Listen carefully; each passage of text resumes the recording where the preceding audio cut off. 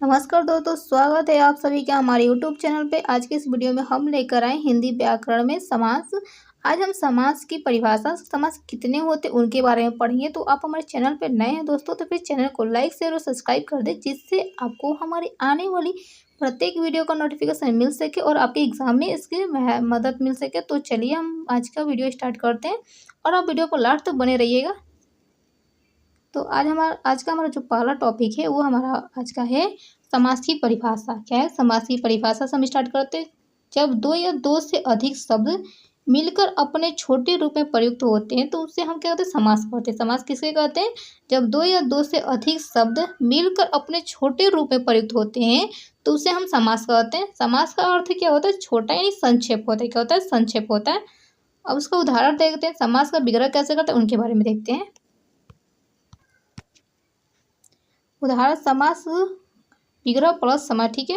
राजा का पुत्र, राजा का पुत्र का होता है राजपुत्र होता है, समास होता है राजा का पुत्र।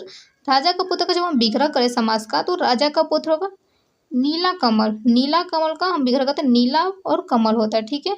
माता पिता, इसका माता और पिता होता है। ठीक, इसका विग्रह माता पिता का हम विग्रह करेंगे तो माता और पिता होता है। ठीक है। समास के कितने मुख्य भेद? समास के 6 मुख्य भेद होते हैं।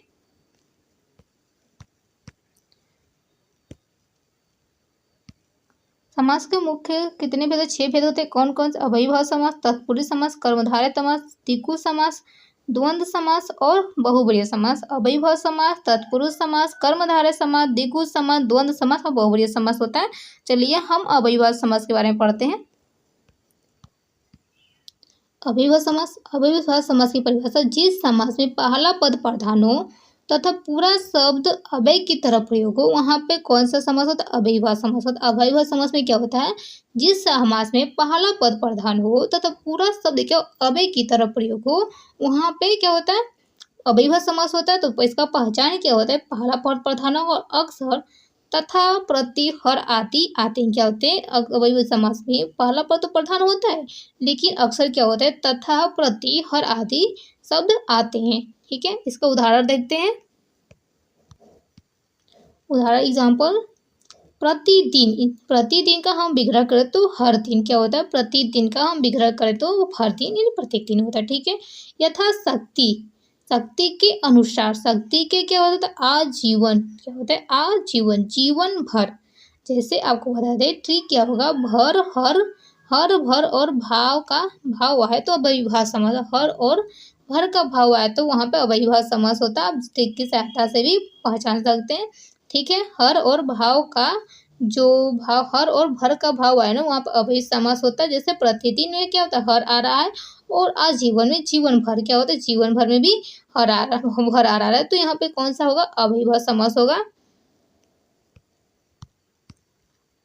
तत्पुरुष समास। अगला समास है हमारा तत्पुरुष समास। परिभाषा: जिस समास में दूसरा पद प्रधान हो, क्या हो? दूसरा पद प्रधान हो तथा के, की, के, की, को, से, में पर आदि कारक चिन्ह क्या होता है? छिपे होते। क्या होता है?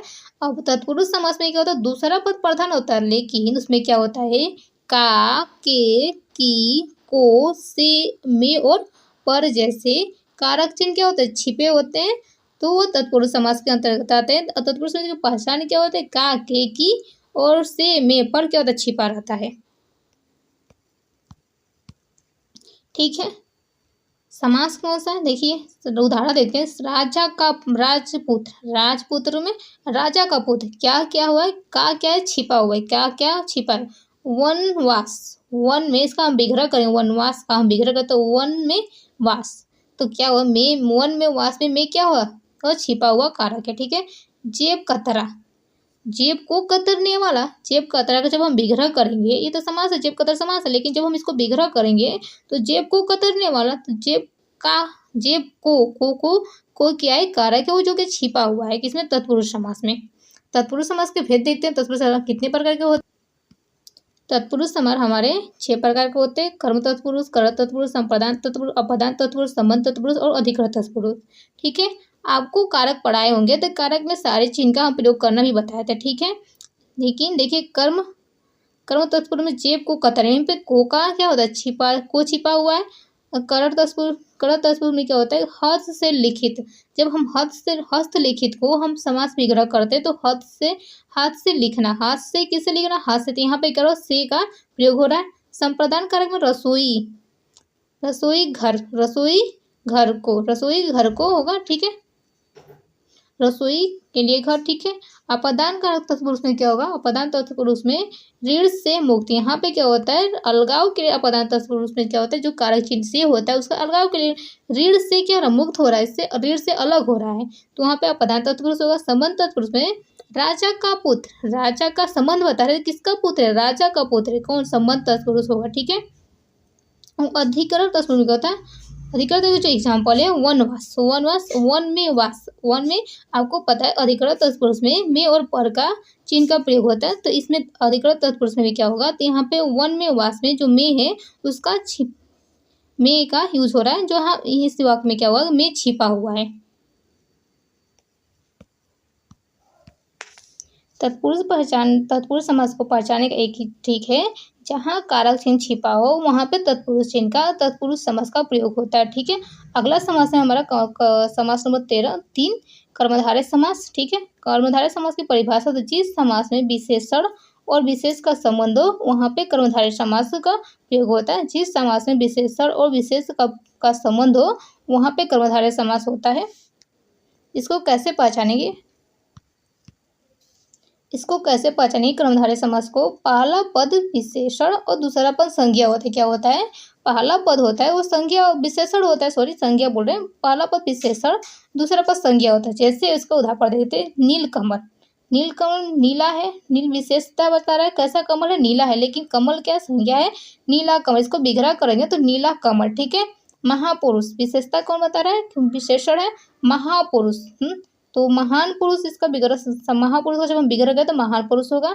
सज्जन का जब हम विग्रह करते सत्य और जन होते, ठीक है। आप कर्मधारय समास को अच्छे से पहचान गए होंगे कि जो इसका पहला पद होता है वो विशेष होता है, दूसरा पद संज्ञा होता है, ठीक है। जैसे नीलकमल में, नील में क्या होता है, विशेष क्या है, नीला कमल है, विशेषता बता रहे नीला है, और कमल क्या है, संज्ञा है, ठीक है। तो इसका हम जब विग्रह करो तो नीला कमल होगा, ठीक है।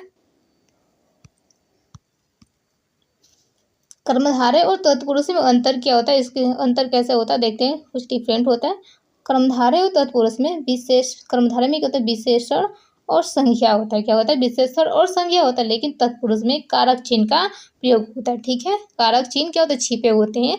कर्मधारय में क्या होता है, विशेषण और संज्ञा का यूज होता है, पहला पद विशेषण दूसरा पद संज्ञा होता है। लेकिन तत्पुरुष समास में क्या होता है दोस्तों, कि तत्पुरुष में जो कारक चिन्ह होते हैं उन्हें क्या होता है, छिपे होते हैं, कारक चिन्ह क्या होते हैं।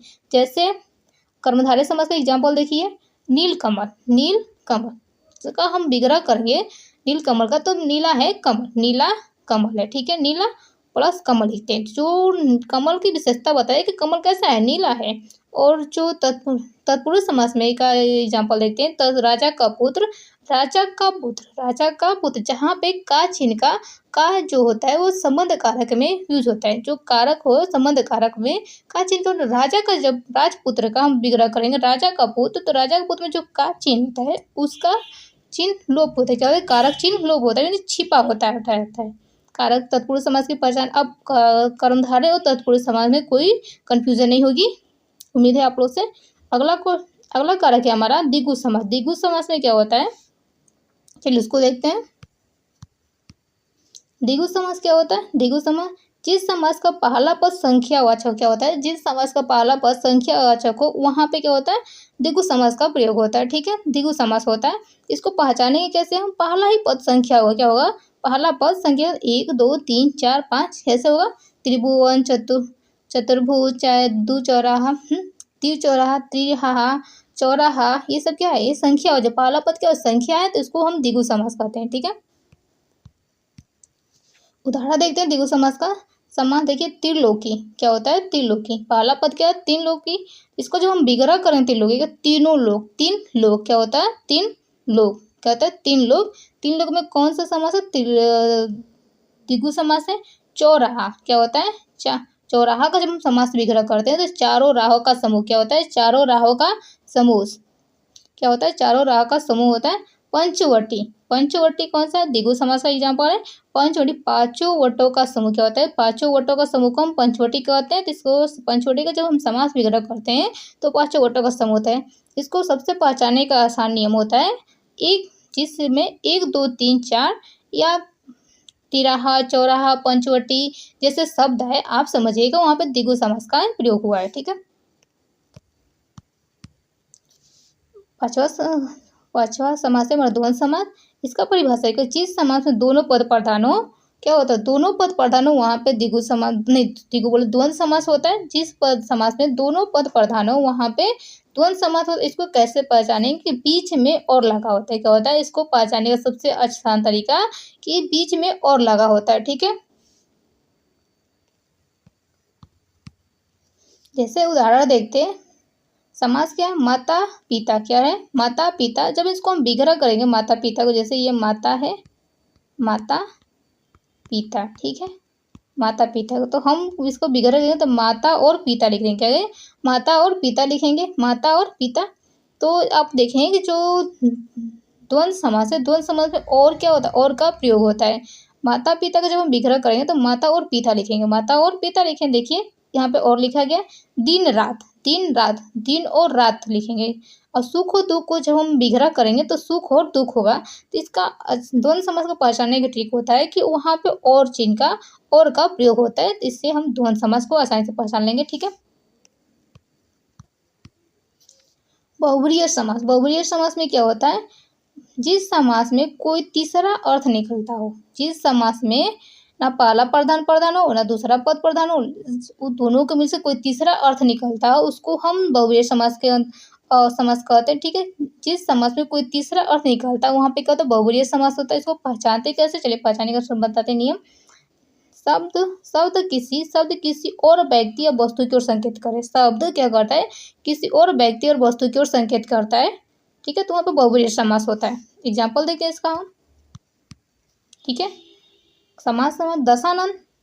दशानन में क्या होता है? 10 मुखों वाला। क्या? 10 मुख। 10 मुख किसके होते हैं? रावण के क्या होते हैं? 10 मुख होते हैं। दशानन क्या होता है? दशानन क्या है? दशानन जो है, एग्जाम्पल लेते हैं हम दशानन का। 10 का जैसे हम समास विग्रह करेंगे दशानन का, 10 मुख वाला क्या होता है? 10 मुख। 10 मुख वाला कौन होता है? रावण होता है हमारे। ठीक है। नीलकंठ। नीलकंठ जिसका कंठ नीला हो, नीला कंठ हो, जब नीलकंठ का हम समास विग्रह तो जिसका कंठ नीला हो, जिसका कंठ नीला होता है वो किसको रिप्रेजेंट करते हैं? शिव को। ठीक है।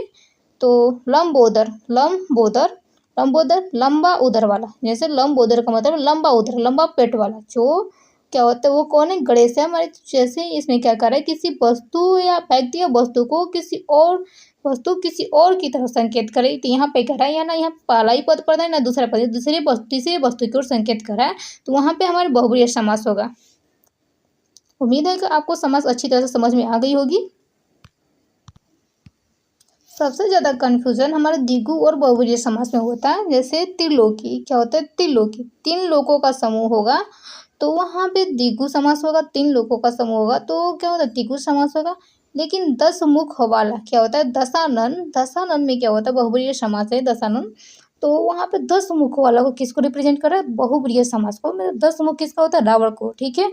3 लोकों वालों को हम क्या करते हैं? द्विगु कहते हैं। लेकिन वहीं पे 10 मुख वाला, यहाँ पे आपको पूछा जाए कि द्विगु में क्या होता है कि वहाँ पे संख्या होता है, लेकिन यहाँ पे 10 में बहुब्रीहि में क्या होता है? 10 मुख वाला में भी संख्या पहले, तो आप संख्या को नहीं देखेंगे, यहाँ पे किसको रिप्रेजेंट करा उसको देखा जाता है। ठीक है। बहुब्रीहि समास में तो 10 मुख वाला कौन है? हाँ, 10 मुख वाला कौन है? तो हमारे रावण जी हैं, रावण। ठीक है। तो यहाँ पर बहुब्रीहि समास होगा। अब बहुब्रीहि समास और द्विगु समास में कोई कंफ्यूजन नहीं होनी चाहिए आप लोग को। अब हम कैसे भी सारे समास को कैसे पहचानेंगे? तो अव्ययी समास का क्या होता है? पहला पद प्रधान होता है। तत्पुरुष समास का कारक छिपा होता है। क्या होता है? कारक चिन्ह छिपे होते हैं तत्पुरुष समास में। कर्मधारय में क्या होता है? विशेषण, पहला पद विशेषण और दूसरा पद संज्ञा होता है। क्या होता है? पहला पद विशेषण और दूसरा पद संज्ञा होता है। द्विगु समास में संख्या होता है और द्वंद्व में और लगा दो तो बहुब्रीहि में तीसरा अर्थ होता है। क्या होता है? आपको याद करने की सबसे आसान तरीका और आसानी से आप पहचान जाए।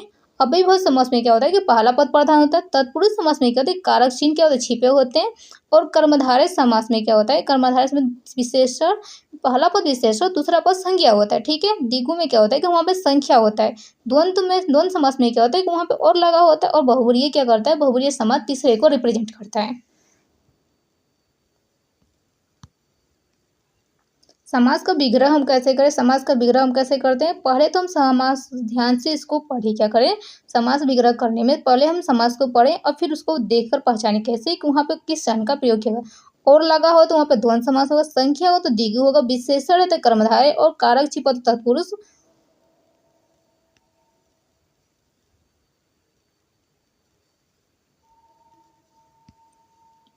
ठीक है, अगर द्वंद्व है, अगर और लगा है इस वाक्य में तो वहाँ पे क्या होगा, द्वंद्व होगा, संख्या है तो द्विगु होगा, विशेषण है तो कर्मधारय होगा, कारक छिपा तत्पुरुष होगा और तीसरा अर्थ रिप्रेजेंट करे तो वो बहुव्रीहि होगा। ठीक है, आपको उम्मीद है दोस्तों को आपको समास अच्छे से समझ में आ गई होगी।